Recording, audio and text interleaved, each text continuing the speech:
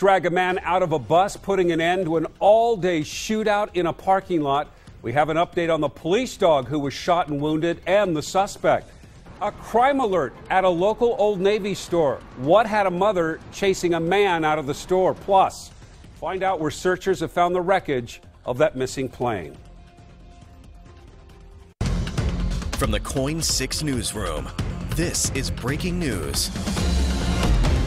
And at 11, we do begin with breaking news tonight. The suspect in that 7-hour-long standoff in Salem has died. Chris Holmstrom has been on the scene all night. He joins us with the latest. Chris?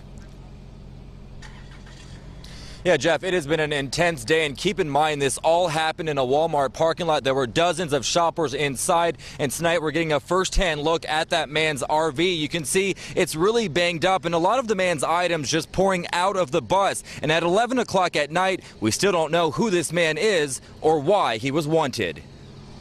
After a nearly 7-hour standoff, police dragged the suspect out of the Greyhound bus. He was suffering from a gunshot wound.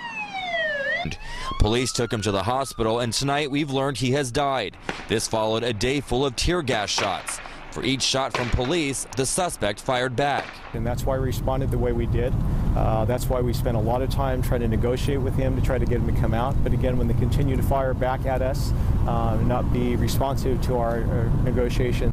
Then the SWAT team rammed the bus, tearing one side of it off. Police tell me when this started at about 11 this morning, they were trying to serve a search warrant on the man inside the bus. When he started shooting, they locked down the Walmart. And all of a sudden you see cop cars coming by, one after another, and people start asking questions, and word gets out there's someone held up in a bus shooting things. Jonathan Tavares works at the Walmart. He tells me dozens of shoppers were put on lockdown, including the Savard family. They tell me they didn't believe it when they heard it on the intercom. We walked up to her and she said, yeah, we're on lockdown. And I'm like, oh my gosh. So we tried, I'm like, let's get going back out. And by the time we got there, they locked everything.